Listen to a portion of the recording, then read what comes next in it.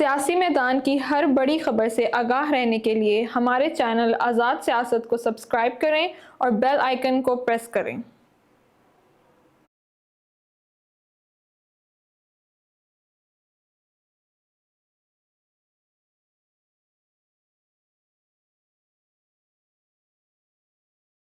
बिस्मिल्लाहिर्रहमानिर्रहीम। अस्सलाम वालेकुम। आज़ाद सोच के साथ मैं हूं तैयब बलोच और मेरे साथ हैं सुप्रीम कोर्ट के सीनियर रिपोर्टर जहांजेब अब्बासी। और पहले ये प्रोग्राम होस्ट करते हैं इमरान वसीम, लेकिन वो फैमिली मसरूफियात की वजह से नहीं आ सके, तो ये प्रोग्राम मुझे ही होस्ट करना पड़ रहा है। तो आज हम जहांजेब के साथ डिस्कस करेंगे अदालती महाज से जुड़ी हुई चंद अहम डेवलपमेंट। जैसा कि आप जानते हैं कि 26वीं ऐनी तरमीम जो है वो काबिल अमल हो चुकी है और कॉन्स्टिट्यूशनल बेंच भी जो है वो उसका वजूद जो है वो सामने आ चुका है। तो अब उसके बाद सूरत हाल क्या होगी, इस हवाले से जो है हम जहांजेब अब्बासी के साथ जो है वो डिस्कस करेंगे। जी जहांजेब, वेलकम टू प्रोग्राम। पहले मेरा सवाल आपसे ये है कि जो हमसे सबसे ज़्यादा पूछा जा रहा है कि 26वीं ऐनी तरमीम के तहत आपने देखा कि बेंच तो बन गया, 7 जजेस को जो है वो इनिशियल स्टेज में कॉन्स्टिट्यूशनल कोर्ट के लिए जो है वो कॉन्स्टिट्यूशनल बेंच के लिए जो है वो मुकर्रर किया गया और जस्टिस अमीनुद्दीन खान उनके सरबराह बने हैं।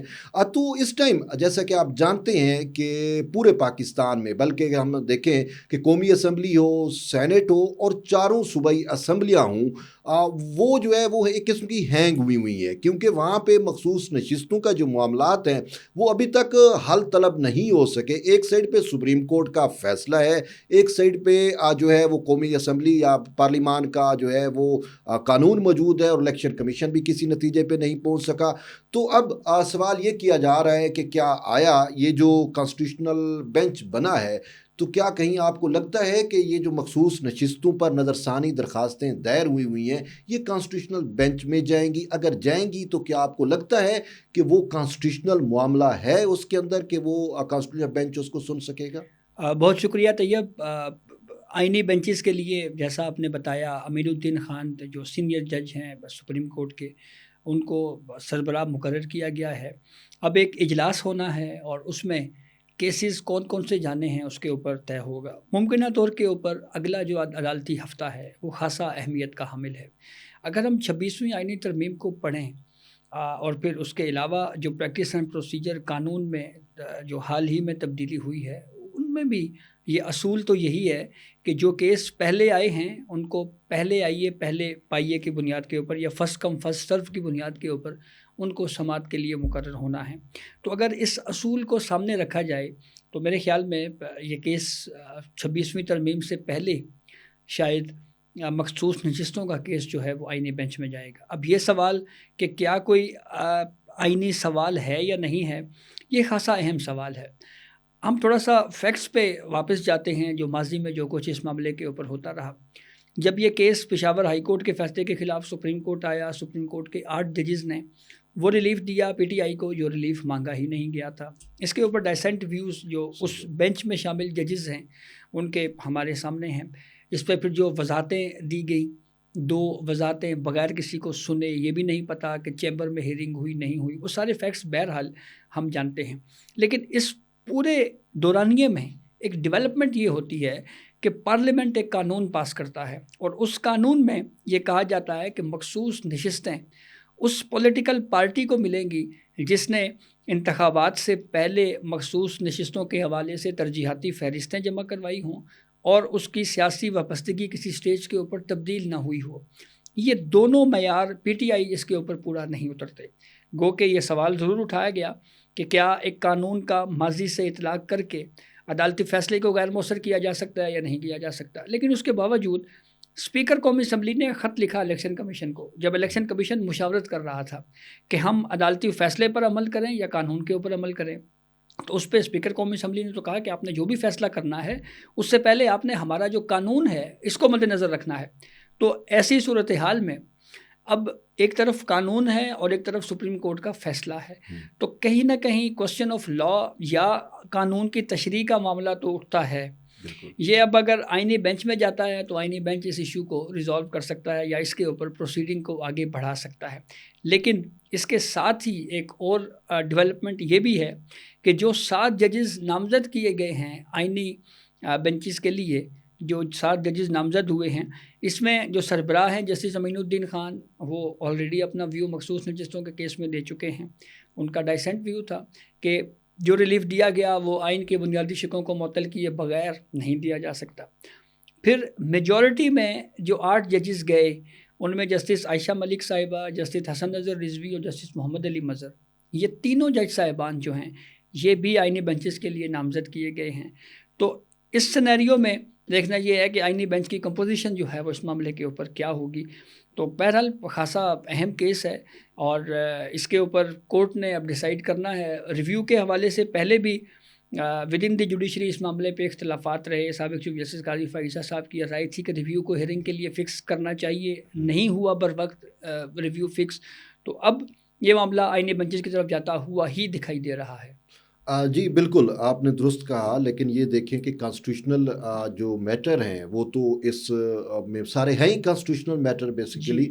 جو مخصوص نشستوں کا معاملہ ہے اس میں جیسے جسٹس منصور علی شاہ نے 187 کا استعمال کیا، وہ تو ٹوٹل کانسٹیٹیوشن کا آرٹیکل ہے 187، اس کا استعمال کیا. اور اگرچہ یہ معاملہ 185 کے تحت تھا لیکن پھر اس میں جو ہے یہ بھی ایک دلیل دی گئی کہ 184(3) کے تحت بھی اس کو دیکھا جائے کیونکہ ووٹرز کا بنیادی حق جو ہے وہ بھی مجروح ہوا. تو میرا اب سوال یہ بن رہا ہے کہ اگر چونکہ جیسے آپ نے بتایا کہ اس میں موسٹلی جج وہی ہیں جو اس فل کورٹ میں یا اس بینچ میں موجود تھے جو مرکزی کیس سن چکا ہے، تو کیا یہ ایک سوال پھر جنم لے رہا ہے کہ وہ چونکہ فل کورٹ تھا یا 13 ججز تھے، تو کیا اب یہ کانسٹیٹیوشنل بینچ جو ہے یہ 5 کا ہو یا 7 کا ہو، اس سے تو کم ہی ہے، تو کیا یہ اس ریویو کو ٹیک اپ کر سکتے ہیں؟ میرے خیال میں یہی اعتراض جو ہے وہ شاید پاکستان تحریک انصاف اٹھائے. لیکن ایک چیز یہ سمجھنے والی بہرحال ضرور ہے کہ فل کورٹ کا جو کانسیپٹ ہے یہ کانسٹیٹیوشن میں کہیں پہ بھی نہیں ہے. ہاں یہ ضرور ہے 1980 کے جو رولز ہیں اس میں ذکر تھا انتظامی سائٹ کے اوپر فل کورٹ ہوگا، وہ فل کورٹ بنتے بھی رہے ہیں. تو کہیں پہ کوئی آئین میں کوئی لکھا ہوا لفظ نہیں تھا کہ یہ فل کورٹ ہی بنے گا. اب جو 26ویں آئینی ترمیم آئی ہے اس میں اس بات کو باقاعدہ لکھا گیا ہے اور یہ کہا گیا ہے کہ ایسے ہائی کورٹ کے فیصلوں کے خلاف سپریم کورٹ میں دائر ہونے والی اپیلیں جن میں کہیں نہ کہیں قانونی تشریح درکار ہو یا آئین کی تشریح درکار ہو، یا وہ کیسز جن کے ریویوز پینڈنگ ہیں، انٹرا کورٹ اپیلیں ہیں، وہ سارے کیسز اب آئینی بینچز میں جائیں گے. اور آئینی بینچز جو ہے وہ 5 ممبر یا اس سے بڑے ہوں. تو ایسی صورتحال میں کانسٹیٹیوشنل امینڈمنٹ فیلڈ میں تو ہے. ہاں جب ابھی درخواستیں آ رہی ہیں، بہت ساری پٹیشنز آلریڈی 26ویں ترمیم کے خلاف آئی ہیں، اور اگر یہ ترمیم کے خلاف کیسز سماعت کے لیے مقرر ہوتے ہیں تو پھر بھی اسی آئینی بینچ نے ہی فیصلہ کرنا ہے کہ یہ ترمیم جو ہے وہ ٹھیک ہے یا نہیں ہے. پاکستان کے جوڈیشل ہسٹری میں کم از کم یہ نہیں دیکھا گیا کہ کوئی کسی آئینی ترمیم کو سپریم کورٹ نے اسٹرائک ڈاؤن کیا ہو. ہاں یہ ضرور ہے کہ سپریم کورٹ نے یہ کہا ہے کہ ہم آئینی ترمیم کا جائزہ لے سکتے ہیں، اس کو جانچ سکتے ہیں. 21ویں ترمیم میں بھی سپریم کورٹ نے اس کیس کو ٹیک اپ کیا، سنا، اور پھر اس کے بعد اس کے اوپر ایک رائے دی، ایک فیصلہ دیا. تو اب یہ سارے معاملات جو ہیں وہ آئینی بینچز میں ہی جائیں گے، اور جو ریگولر بینچز ہوں گے وہ عام آدمی کے کیسز سنیں گے. اور اس سے کم از کم اس بات کی تو امید کی جا سکتی ہے کہ جو عام آدمی کے کیسز جو کئی سالوں تک جن بیچاروں کی باری ہی نہیں آتی تھی ان کے کیسز سنے جائیں گے. اور اسی سے ریلیونٹ بات یہ ضرور ہے کہ آئینی بینچز جب ورکنگ شروع کریں گے تو نارمل کیسز کہیں متاثر نہ ہو جائیں. اس کے لیے ہی پارلیمنٹ نے قانون پاس کیا ہے کہ ججز کی تعداد کو بڑھایا جائے. تو ججز کی بھی اگر اپوائنٹمنٹ سپریم کورٹ میں ہوتی ہے تو اس کے بعد ججز کی تعداد زیادہ ہوتی ہے، زیادہ بینچز بنتے ہیں. تو اس اگر کنسیپٹ کو سامنے رکھا جائے تو یہ لگ رہا ہے کہ بہت جلد جو ہے وہ ہمیں یہ دیکھنے کو ملے گا. اگر اس پورے ٹریک کے اوپر اگر ہماری جوڈیشری بالخصوص سپریم کورٹ چل پڑی تو نہ صرف پینڈنگ کیسز کی تعداد میں بھی کمی آئے گی بلکہ اس کے ساتھ ساتھ آئینی بینچز بھی ورکنگ کریں گے. اور جو ماضی میں ایک افسوسناک ہسٹری ہماری جوڈیشری کی رہی ہے کہ خیالی تنخواہوں کی بنیاد کے اوپر وزرائے اعظموں کو ڈسکوالیفائی کرنا، توہین عدالت کے معاملات، دیگر چیزیں، تو وہ سب کچھ جو ہے وہ میرے خیال میں وہ چیزیں جو ہیں وہ بہتر ہونے کی امید ہے. بالکل. اور یہ ہے کہ میں آپ کو بتاؤں کہ جس طریقے سے یہ مخصوص نشستوں والے معاملے پہ انیشلی جب اس کی پروسیڈنگ ہوئی تھی 3 رکنی بینچ میں، تو اس ٹائم جسٹس منصور علی شاہ نے جو مختصر آرڈر جاری کیا تھا اور جس میں انہوں نے کہا تھا کہ معاملہ ہم جو ہے وہ لارجر بینچ کو بھیج رہے ہیں کہ اس پہ لارجر بینچ بنایا جائے، جو S C practice and procedure committee کو بھیجا تھا، تو اس میں تو جسٹس منصور علی شاہ نے خود یہ لکھا تھا کہ اس میں کانسٹیٹیوشنل سوالات ہیں، آئینی سوالات ہیں اور ان کی تشریح کرنی ہے، تو اس وجہ سے یہ معاملہ جو ہے وہ لارجر بینچ کو جانا چاہیے۔ یہ تو خود صحیح جسٹس منصور علی شاہ جو آتھر جج ہیں اس مخصوص نشستوں کے، وہ بھی مان چکے ہیں۔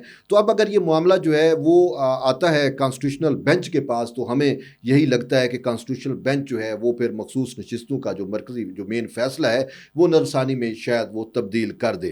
اس کے ساتھ ساتھ میرا آپ سے ایک اور سوال ہے کہ 26ویں آئینی ترمیم کی جو فیٹ ہے وہ بڑی امپورٹنٹ ہو چکی ہے، جیسا کہ ہم نے دیکھا کہ ود ان سپریم کورٹ کچھ ججز کی جانب سے یہ اٹیمپٹ ضرور کی گئی تھی کہ 26ویں آئینی ترمیم کے لیے جو یہ جوڈیشل کمیشن بیٹھ رہا ہے جس نے کانسٹیٹیوشنل بینچ کا قیام عمل میں لے کے آنا ہے، وہ کانسٹیٹیوشنل بینچ نہ بن سکے، اور اس سے ایک دن یعنی 5 نومبر کو کانسٹیٹیوشنل بینچ کا قائم ہونا تھا، اس سے ایک روز قبل 4 نومبر کو ہی جو ہے وہ انہوں نے کیس بھی سماعت کے لیے لگا دیا تھا۔ جسٹس منصور علی شاہ اور جسٹس منیب اختر نے اپنے ہی چیف جسٹس یحییٰ خان افریدی کو بائی پاس کرتے ہوئے اور پھر ایک ایڈونچر کرنے کی اگرچہ کوشش کی گئی، وہ ان کے لیٹر سے ہمیں ساری چیزیں نظر آئی ہیں۔ تو اب میرا سوال اس پورے پس منظر کے تحت آپ سے یہ بن رہا ہے کہ 26ویں آئینی ترمیم کے تحت جو ہے وہ بینچ تو بن گیا، تو اب 26ویں آئینی ترمیم کو کون سنے گا؟ اور کانسٹیٹیوشنل بینچ میں اگر یہ سنی جاتی ہے تو آپ کو یہ جو ہے وہ بینچ کتنے کا نظر آ رہا ہے؟ کیا یا 5 کا بیٹھے گا، 7 کا بیٹھے گا؟ تو آپ اس کا مستقبل کیسے دیکھ رہے ہیں کانسٹیٹیوشنل بینچ میں؟ دیکھیں، 2 ججز نے الگ سے ایک میٹنگ بلائی اور وہ میٹنگ جسٹس منیب اختر صاحب کے چیمبر میں ہوئی۔ وہاں پہ مطالبہ یہ رکھا گیا کہ آپ فل کورٹ تشکیل دے کر 26ویں ترمیم کو وہاں پہ جا کے سنیں۔ چیف جسٹس یحییٰ افریدی صاحب نے اس مطالبے کو یا اس ریکویسٹ کو کوئی زیادہ لفٹ نہیں کروائی، اور آپ یوں بھی کہہ سکتے ہیں کہ اس مطالبے کو ایک طرح سے رد کر دیا گیا۔ اس کی وجہ یہی تھی کہ اب 26ویں ترمیم کے تحت جو کانسٹیٹیوشنل میٹرز ہیں، اب یہ 184(3) کے تحت پٹیشنز آ رہی ہیں سپریم کورٹ میں، تو یہ آئینی بینچز میں جائیں گی۔ صحیح ہے۔ جب جوڈیشل کمیشن میں آئینی بینچز کے حوالے سے بات ہوئی تو اس پہ یہ اعتراض پی ٹی آئی نے ضرور کیا کہ فل کورٹ تشکیل دیا جائے، اور اس فل کورٹ میں جو ہے وہ تمام ججز موجود ہوں اور پھر وہ کیسز سنیں، اور اس فل کورٹ کو ہی آئینی بینچ کا نام دیا جائے۔ اس اعتراض کے اوپر جوڈیشل کمیشن کے 12 ممبران کے درمیان ووٹنگ ہوئی، اور 7 ممبران نے بائی میجورٹی یہ کہا کہ نہیں، وہ ججز جو 26ویں ترمیم سے متاثرہ ہیں یا جن کو فائدہ ہوا ہے، ان کو کم از کم ان آئینی بینچز کا حصہ نہیں بننا چاہیے۔ ان کو ایکسکلوڈ کر کے پھر جو 4تھے نمبر پہ موسٹ سینئر جج آف سپریم کورٹ ہیں جسٹس امین الدین خان، ان کی سربراہی میں اسی لیے آئینی بینچز کا جو کنسیپٹ دیا گیا ہے۔ تو اس سے ایک چیز تو بالکل واضح ہو رہی ہے کہ ود ان دی جوڈیشری جو ہے، جوڈیشل کمیشن کی اکثریت کی یہ رائے ہے، اور اس اکثریت کو تسلیم کیا گیا ہے کہ وہ ہمارے جج صاحبان جو 26ویں ترمیم سے متاثرہ ہوئے یا جن کو فائدہ ہوا، ان کو 26ویں ترمیم والے معاملے پہ یا بالخصوص آئینی بینچز والے کیسز میں نہیں آنا چاہیے، بلکہ اس کے علاوہ جو ججز ہیں ان میں سے پھر وہ 7 ججز کو نامزد کیا گیا۔ اب انہی پر مشتمل یا انہی میں سے کوئی بینچ جو ہے وہ تشکیل دیا جائے گا جو 26ویں ترمیم کے کیس کو جو سنے گا۔ اعتراض پھر وہی بات، اعتراض تو ہو سکتا ہے، اٹھایا جائے گا، لیکن اس کو پھر کورٹ ایڈریس کرے گی اور کہے گی کہ 184(3) کے تحت کیسز جو ہیں اس پہ کانسٹیٹیوشن نے کلیئر لکھا ہوا ہے کہ 5 ممبر منیمم یا 5 ممبر سے بڑا بینچ تو وہ سن سکتا ہے اس ترمیم کو۔ اور اس کا ایک پورا کنسیپٹ ہے، اور وہ کنسیپٹ یہ ہے کہ جب 5 ممبر یا اس سے بڑا بینچ کوئی فیصلہ دے گا تو اس کے فیصلے کے خلاف اپیل بھی ہے، اور پھر اپیل جو ہے وہ اس سے بڑا بینچ یعنی 5 ممبر بینچ اگر کوئی فیصلہ دیتا ہے 26ویں ترمیم کے اوپر تو اس سے بڑا بینچ یعنی 6 ممبر یا 7 ممبر بینچ اپیل بھی سن لے گا۔ تو یہ اس پورے کنسیپٹ کو سامنے رکھتے ہوئے بہت ساری چیزیں جو ہیں وہ ہمیں سیٹلڈ ہوتی ہوئی نظر آ رہی ہیں۔ نیکسٹ ویک جو ہے وہ خاصا اہم ہے۔ اچھا، نیکسٹ ویک واقعی خاصا اہم ہے۔ میں یہاں پہ جو آپ نے بات کی، مجھے تو یہ نظر آ رہا ہے کہ جسٹس امین الدین خان جو ہیں وہ بھی سینیارٹی پرنسپل پہ آئے ہیں، جی اور یہ جو بینچ بھی تشکیل پایا ہے اس میں سینیارٹی پرنسپل کو جو ہے مد نظر رکھا گیا ہے. تو لیکن یہ ایک باہر پرسیپشن یہ بنائی جا رہی ہے، اور خاص کر جمعیت علماء اسلام فے کے جو سینیٹر ہیں اور وکیل رہنما بھی ہیں کامران مرتضیٰ، انہوں نے یہ ایلیگیشن لگایا ہے کہ پاکستان یعنی کہ حکمران اتحاد نے یا حکومت نے جو ہے وہ ہمارے ساتھ کیا ہوا وعدہ پورا نہیں کیا. ہم نے یہ ان کے ساتھ اس نے ہمارے ساتھ طے کیا تھا کہ سینیارٹی پرنسپل کو جو ہے وہ مد نظر رکھا جائے گا، تاہم انہوں نے جو ہے وہ جونیئر جج جسٹس امین الدین خان کو لگا دیا. لیکن آپ کی جو بات ہے اس سے تو ہمیں یہی سمجھ آ رہی ہے کہ 26ویں عینی ترمیم کے تحت جو چیف جسٹس تھے وہ بھی اس سے فائدہ لے چکے ہیں، چیف جسٹس بن چکے ہیں. ان کے بعد جو 2 سینئر ہیں وہ 26ویں عینی ترمیم سے ہم کہہ سکتے ہیں کہ وہ کہیں نہ کہیں متاثر ہوئے ہیں. تو پھر چوتھے نمبر پہ یہ بالکل سینیارٹی پرنسپل ہی ہے نا. پھر اسی کے تحت اس حوالے سے طیب میں آپ کو ایک واقعہ سناتا ہوں. جب قاضی فائز عیسیٰ صاحب کے خلاف پی ٹی آئی کے دور حکومت میں صدارتی ریفرنس آیا، اس ریفرنس کو قاضی فائز عیسیٰ صاحب نے اوپن کورٹ میں چیلنج کر دیا. بالکل. تو جب اس کے اوپر بینچ بنا تو اعتراض یہ آیا کہ اس ریفرنس کے سبب اگر قاضی فائز عیسیٰ ہٹا دیے جاتے ہیں تو ایسی صورتحال میں وہ ججز جن کو فائدہ ہونا ہے، یعنی قاضی فائز عیسیٰ صاحب کو اگر اس سٹیج کے اوپر ایک جوڈیشل کونسل کی پروسیڈنگ سے ہٹا دیا جاتا تو ان کا ٹینیور جو ہے وہ 2 ججز میں ڈیوائیڈ ہونا تھا. جسٹس اعجاز الاحسن جو استعفیٰ دے گئے بعض نامعلوم وجوہات کے سبب، اور دوسرے تھے سردار طارق مسعود صاحب. سردار طارق خود سے بینچ سے الگ ہوئے اور اعجاز الاحسن صاحب کے اوپر اعتراض آیا اور وہ الگ ہوئے. تو اس سے بھی ہمیں یہ ایک کنسیپٹ ملتا ہے کہ ایسا کیس جس کی وجہ سے کسی جج کو فائدہ ہو سکتا ہو یا کسی کو نقصان ہو رہا ہو، ان ججز کو وہ کیس نہیں سننا چاہیے. تو اسی کنسیپٹ کے ساتھ میری جو رائے ہے اس کے مطابق امین الدین صاحب کو جو ہے وہ اس میں شامل کیا گیا ہے. بہترین. یہ جو کچھ ہوا صاف ظاہر ہے کہ اس بڑی سوچ بچار کے بعد ہی ہوا، اور اس میں یہ جو ایک آرگیومنٹ کیا جا رہا ہے کہ سینیارٹی کو مد نظر نہیں رکھا گیا، تو وہ ایک آرگیومنٹ میرے خیال میں ہوا میں ہی ہے. اگر پریکٹیکلی دیکھیں تو وہ سینیارٹی کو ہی مد نظر رکھا گیا. اب دوسرا یہ ہے کہ رجسٹرار سپریم کورٹ کو جو ہے وہ تبدیل کیا گیا ہے، اور سلیم خان ایک جو سابق بیوروکریٹ ہیں ان کو سپریم کورٹ میں لگایا گیا ہے. تو آپ یہ تقرری کیسے دیکھتے ہیں؟ کیونکہ اس کے اوپر یہ ایک آرگومنٹ بلڈ کیا جا رہا ہے کہ اگر ود ان جوڈیشری یا کسی ایسے شخص کو لیا جاتا جو آئین اور قانون سے واقف ہوتے تو وہ ایک بہتر ڈیسیژن ہوتا. اب دیکھیں اس حوالے سے بالکل یہ بات درست ہے کہ رجسٹرار آفس جو ہے یہ بہت اہم ایک پوسٹ ہے سپریم کورٹ کے اندر، اور جو جوڈیشل کمیشن کا اجلاس ہوتا ہے اس میں registrar supreme court as a secretary judicial commission بیٹھتے ہیں. سپریم جوڈیشل کونسل کا اجلاس ہوتا ہے تو اس میں registrar supreme court as a secretary supreme judicial council بیٹھتے ہیں. تو کم از کم لیگل مائنڈ رکھنے والے اگر کوئی صاحب ہوتے جو اس اہم عہدے کے اوپر اپوائنٹ ہوتے تو میرے خیال میں یہ زیادہ مناسب ہوتا، زیادہ بہتر ہوتا.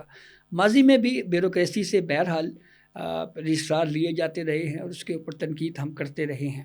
ڈیپوٹیشن کے اوپر بھی یہ اپوائنٹمنٹ ہوئی ہے، اس سے پہلے بھی ڈیپوٹیشن کے اوپر اپوائنٹمنٹ ہوئی. گو کہ اس پہ سپریم کورٹ کے اپنے فیصلے موجود ہیں جس میں ڈیپوٹیشن پر جو افسران کی تعیناتی ہے اس کی کوئی بہت زیادہ حوصلہ افزائی نہیں کی گئی. لیکن اس کے باوجود اب جیسے قاضی فائز عیسیٰ صاحب کے اقدام کی اگر ہم بات کریں تو جزیدہ اسلم صاحبہ جو ہیں وہ ڈسٹرکٹ سیشن جج تھیں اور ان کا ایک لیگل بیک گراؤنڈ تھا. تو یہ زیادہ مناسب ہوتا کہ اگر جوڈیشل بیک گراؤنڈ کے ساتھ اگر کوئی رجسٹرار کو اپوائنٹ کیا جاتا.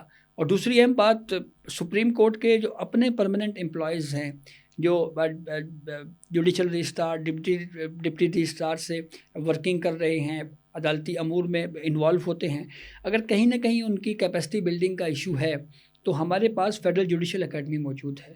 وہاں پہ ان افسران کو جو ہے وہ تیاری کروائی جا سکتی ہے، ان کی جو کیپیسٹی بلڈنگ کی جا سکتی ہے اور انہی کو ہی ایک مستقل رجسٹرار کے طور کے اوپر ترقی بھی دی جا سکتی ہے. تو یہ میری رائے ہے اس معاملے کے اوپر. جی بالکل، آپ کی رائے جو ہے وہ بڑی مقدم ہے، کیونکہ آپ جو ہے وہ ایک ادارے کے طور کے اوپر سوچ رہے ہیں کہ ایک ادارے کے اندر ہی جو ادارے کے اعلیٰ افسران ہیں ان کا حق جو ہے وہ نہیں مارنا چاہیے اور بیرون جو باہر سے لوگوں کو جو ہے وہ اپوائنٹ نہیں کرنا چاہیے. بہرحال یہ تو آج کا ہمارا پروگرام تھا اور آپ نے سنا کہ آئندہ جو عدالتی ہفتہ ہے وہ بہت اہم سمجھا جا رہا ہے، کیونکہ اس میں ہو سکتا ہے کہ 26ویں آئینی ترمیم سے متعلق بھی کچھ معاملات جو ہیں وہ زیر بحث آئیں گے، اور شاید کوئی معاملہ فکس بھی ہو جائے، اور اس کے ساتھ ساتھ ابھی supreme court practice and procedure act کی جو کمیٹی ہے اس کا بھی اجلاس جو ہے وہ ہونا ہے، آج ہونا تھا یا شاید کل تک ہو جائے گا، تو یعنی کہ ان ساری چیزوں کو مد نظر رکھتے ہوئے آئندہ ہفتہ کتنا امپورٹنٹ ہوگا، تو وہ جب ہفتہ آئے گا پتہ چل جائے گا کہ کیا کیا چیزیں جو ہیں وہ امپورٹنٹ ہے۔ تو فی الحال مجھے اور جہاں زیب کو جو ہے وہ اجازت دیجیے، اور آپ کی فیڈ بیک جو ہے وہ ہمارے لیے بہت زیادہ کارگر ہوتی ہے، اور کمنٹ ضرور کیجیے اور اپنی فیڈ بیک کا اظہار کیجیے، اور جنہوں نے جو ہے وہ آزاد ڈیجیٹل کو ابھی تک سبسکرائب نہیں کیا وہ بھی کر لیں، لائک بھی کریں اور شیئر بھی کریں، اور انشاءاللہ پھر ملیں گے۔